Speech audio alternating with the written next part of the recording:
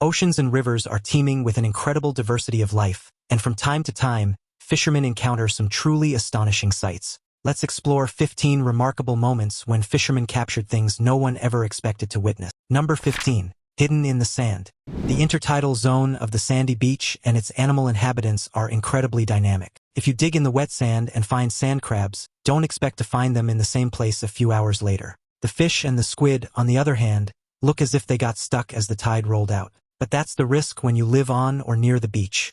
These creatures' hiding spots change from submerged at high tide to exposed, dry conditions during low tide, a radical change in habitat over a short time frame. What's different about the beach is that many of the animals that live here move constantly to follow the tide as it rises and falls. An array of crustaceans, including sand crabs, roly-polies, and beach hoppers, beetles, bloodworms, and clams, all move up and down the beach according to the water level. The on-the-go lifestyle makes management of the ecosystem a unique challenge. But this guy, with his trusty shovel, knows a little investigating, and some digging can potentially save a fish or two. It's also a pretty easy way to hunt for your own dinner. Hidden under the sand in temporary burrows or nestled in the kelp rack, sand-dwelling animals associated with different parts of the beach are constantly shifting positions with the tide.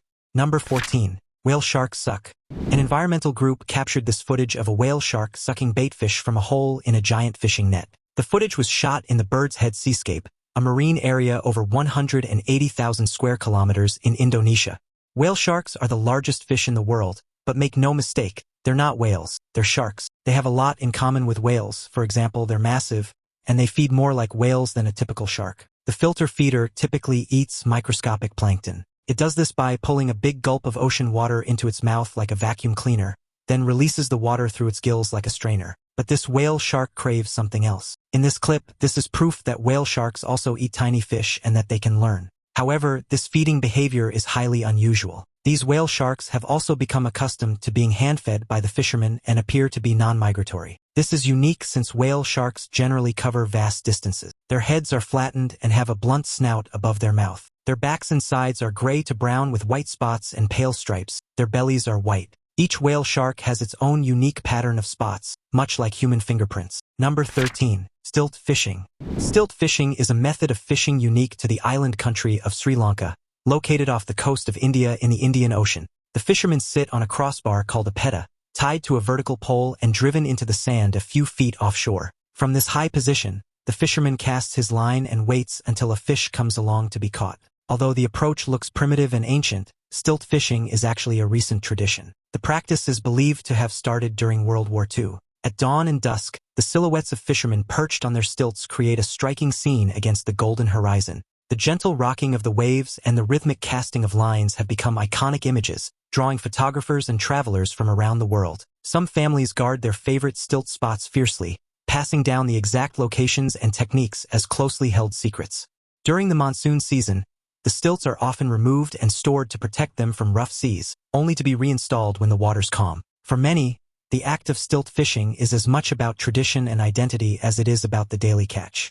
Like most traditions, it was born out of necessity. With the influx of British troops during the war, the demand for food and subsequent overfishing forced many Sri Lankan fishermen out of their conventional, long-established fishing spots. This led to the practice of perching on existing features within the waterline, such as large rocks, sunken vessels, and in some cases, ditched aircraft. However, new desirable fishing spots located elsewhere made the fishermen think again. Before long, they'd begun erecting stilts directly on the coral reefs to provide themselves with the best possible fishing spots. Despite the demanding level of physical fitness, mental fortitude, and significant patience required, the fishermen on the coastline of Gal have been using this technique for over 70 years across 3 generations. Number 12. Mammoth discovery. Check out this Siberian fisherman finding a mammoth tusk in a river. It probably appeared there from the thawed permafrost. Unfortunately, climate change is causing Siberia's permafrost to thaw. It's a growing environmental problem, emanating greenhouse gases, damaging buildings, and creating vast craters in the landscape. But the thawing of this once frozen ground is also revealing an ancient treasure: woolly mammoth bones. Siberia is a massive mammoth graveyard, and it's estimated that the remains of hundreds of thousands of these massive mammoths lie buried in the permafrost. Some tusk hunters use homemade rafts to float down remote rivers, scanning the muddy banks for the telltale curve of ivory. Others brave swarms of mosquitoes and freezing water, digging through muck and ice for hours on end. The thrill of unearthing a perfectly preserved tusk is matched only by the race to get it to market before rivals or authorities catch wind. Sometimes, the bones and tusks are so well preserved that ancient hair and tissue are still attached, offering a glimpse into a world lost to time. The trade has even inspired a new wave of artists and craftsmen who carve intricate sculptures from the ancient ivory. It's one of the world's last great wildernesses, but its greatness is being scavenged for an unusual treasure trove by an underground business that's booming. Every year, crews of people head to the region to dig up the tusks of woolly mammoths that lie frozen in the permafrost. It's a dirty job, and these people feel like doing it, but the payoffs are huge. They sell the mammoth tusks for huge profits, and this is Siberia's gold rush. Not in precious metals like diamonds and gold, but in body parts and bones. An intact tusk relic can sell for $34,000 and up. Tusk hunters can earn up to $100,000 a week. Number 11. Plowing for fish. It's a dirty job, but somebody's got to do it. Check out these little kids hand fishing while the farmer is plowing in the field. That's a lot of mud to muck about in, but they're loving it. It looks like they're hunting climbing perch and copper snakehead fish. The climbing perch is native to Asia, where it occurs from India east to China and to the Wallace Line. It's an invasive species that can live without water for 6 to 10 hours, so it's important these boys fetch as many as possible. Sometimes, the kids will spot a fish wriggling through the mud and dive in headfirst, coming up grinning with their catch. Their laughter echoes across the fields, and even the farmer pauses to watch their muddy antics.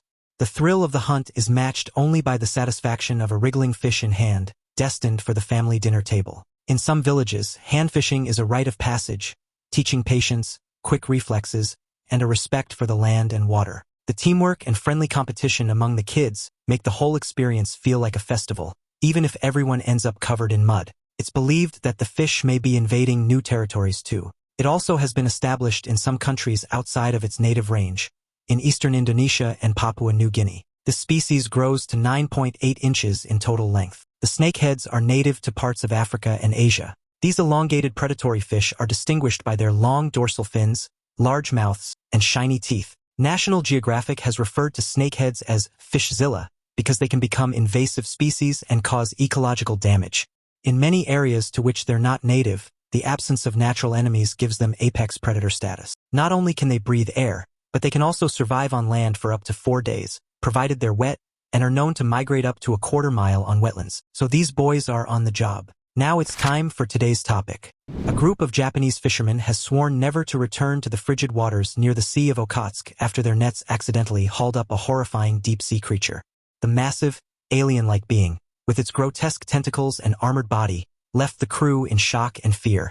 "We thought it was a giant squid at first," one fisherman recounted, "but as it emerged, we realized it was something else entirely." The creature, estimated to weigh over a ton, had massive, claw-like appendages and a body covered in what appeared to be hardened, shell-like ridges. Its tentacles were lined with strange, hair-like filaments, and its lifeless eyes seemed to stare into the souls of those who dared to look at it. The fishermen, terrified by their discovery, immediately contacted local authorities. When marine biologists arrived, they were equally baffled. Some refused to study the creature, citing its bizarre anatomy and the possibility of unknown pathogens. Others speculated it could be a relic from the deep, a species that has remained hidden for millions of years. The fishermen, haunted by the encounter, abandoned their usual fishing grounds. "We'll never go back there," one said. The creature remains a mystery, leaving the world to wonder what else lurks in the uncharted depths of the sea. Number 10. Catching tuna Maldivian style. Pole and line refers to an ancient artisanal fishing method that supplies about 10% of the world's canned tuna today, mostly from the western and central Pacific and the Maldives in the Indian Ocean. That's the Maldivian way, better for you, better for tuna, and better for our precious earth. It's also a super exciting sport to watch because tuna are big, and they're ultra fast. And since pole and line fishermen catch one tuna at a time and pull them onto the boat right away, there's little chance to hook unintended sharks, sea turtles, and diving seabirds. Of the 7 commercially important tuna species, these fishermen catch mostly skipjack and some albacore, both of which have largely healthy stocks. The action on deck can get wild, with fishermen working in perfect rhythm, casting and hauling in fish with impressive speed. Sometimes, the water churns with leaping tuna, and the air is filled with shouts and laughter as the crew celebrates a good catch. In the Maldives, pole and line fishing is a tradition passed down through generations, and many families take great pride in their sustainable practices. The bait, usually small, live fish, is carefully managed to ensure the ecosystem stays balanced. Watching a skilled crew in action is like seeing a well-rehearsed dance, each person knowing exactly where to be and what to do. It's the most sustainable method of catching the most sustainable tunas. Besides being very popular in restaurants worldwide, canned tuna is a staple in many people's pantries. Americans and Europeans buy more canned fish than anyone else, importing almost 1 million tons in 2018. So here's what you can do to help. Read the label, pick a brand with Poland line, scrawled across its side for delicious tuna without a sign of guilt. Bon appetit! Nothing like a seared piece of tuna, some roasted potatoes, and some lemon and herb sauce. Is anyone getting hungry? Number 9. Snake on deck. Have you seen a snake in the ocean? Ever wondered how these snakes differ from the ones found on land? These amazing animals have been entertaining scuba divers throughout the Indo-Pacific Ocean for years, long before sea snakes became the subject of popular viral posts. But make no mistake, sea snakes are front-fanged and highly venomous. A fold in the gums of a sea snake hides the fangs, and the fangs quickly emerge when biting. The fangs are fragile and may break off and remain in the wounds of the victims. To counter the problem of having weak fangs, sea snakes have potent venom that can easily paralyze, kill, and begin the digestive process of the fish they target. Some species can even stay underwater for up to 2 hours, thanks to their ability to absorb oxygen through their skin. Their scales are often reduced or absent, giving them a sleek, hydrodynamic look that's perfect for life at sea. Sea snakes sometimes gather in massive numbers, creating a mesmerizing spectacle for anyone lucky enough to witness it. They can be curious, occasionally approaching divers out of apparent interest rather than aggression. Despite their reputation, many sea snakes are surprisingly shy and will quickly swim away if disturbed. It's all about the tail. While it's impractical to analyze the DNA of every snake-like creature you come across, an easy way to identify sea snakes from their land-based cousins is by their paddle-like tails. Their flat tails help sea snakes propel themselves gracefully through the water, but these appendages do make them slightly clumsier on land. Clearly, this fisherman knows them well. Generally, sea snakes are not aggressive animals. Attacks on humans are extremely rare. Bites occur chiefly to fishermen who try to remove sea snakes from their nets. Number 8. Whiskey fish.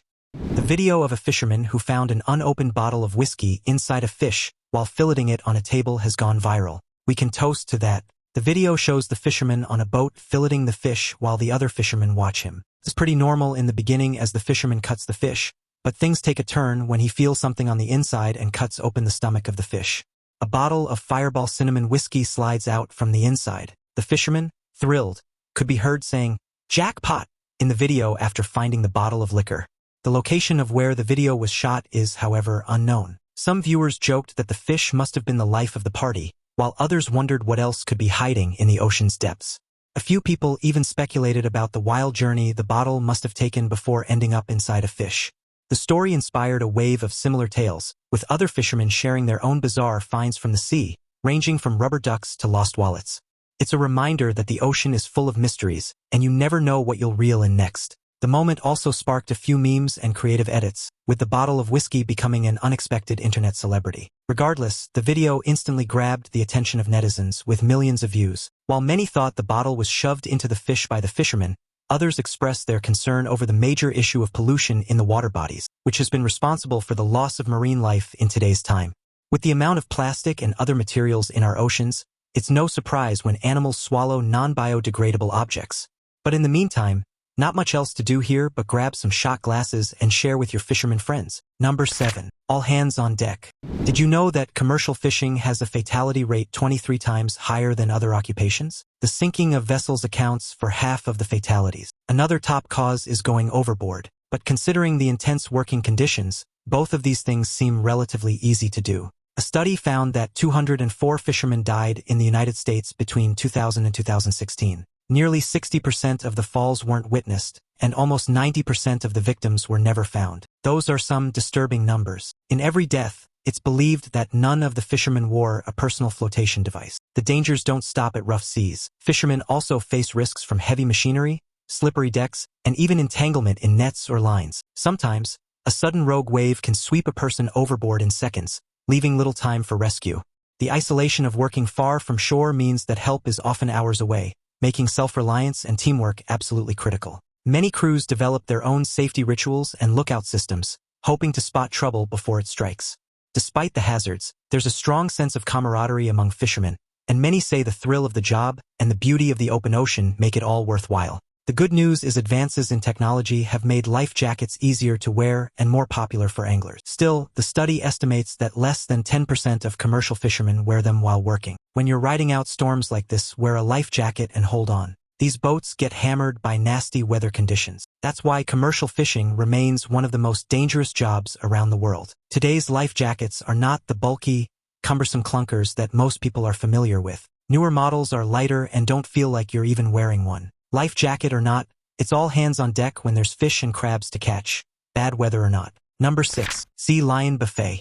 Fishermen describe it as an oceanic flash mob, a sudden swarm of sea lions that descends upon commercial boats as they haul in their herring catch.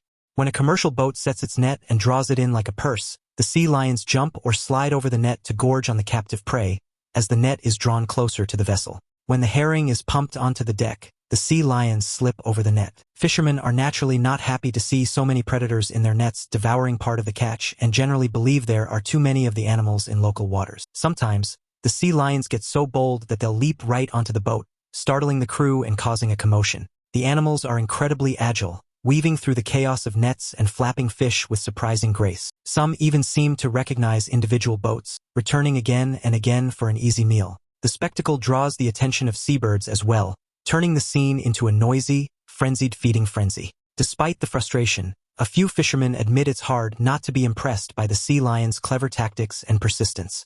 But they've learned to live with the marine mammals, and when one occasionally gets its teeth caught in the line, it's safely removed by adjusting the net or spraying the animal with a hose. Some fishermen bang the ship's steel with a hammer to try to scare the sea lions away. Some sea lions also get into the net when the heavy catch drags the top of the net below the surface. Scores of them also patrol outside the net, waiting to get in. California sea lions migrate north to Canadian waters by the thousands from autumn through spring, before returning to breeding grounds in Southern California and Baja, Mexico. But they gotta eat. Number 5. Smart fishing bait boat. Bait, in this regard, implies anything from ground bait, loose feed particles, and boilies to the hook bait itself. You need it to catch all the fish. As the name suggests, this boat is used for carrying and delivering your bait to a specific point on your fishing trip. While many anglers use a bait boat for mere pre-baiting purposes, simply because it's a more convenient and faster way to get a large quantity of feed out onto your intended fishing spot, there are also plenty of fishermen who send out their rigs on a bait boat. The latter makes the most sense on the really big lakes where long-distance fishing is your only option. Some bait boats are even equipped with sonar to help you locate fish and underwater features, giving you a serious edge. The quiet electric motors mean you can approach your chosen spot without disturbing the fish, which is a huge advantage for wary species. On windy days or when casting is impossible, the bait boat can deliver your rig with pinpoint accuracy. Some anglers even compete to see who can program the most efficient routes or hit the smallest targets on the water. With rechargeable batteries and weather-resistant designs, these boats are built to handle long sessions and tough conditions.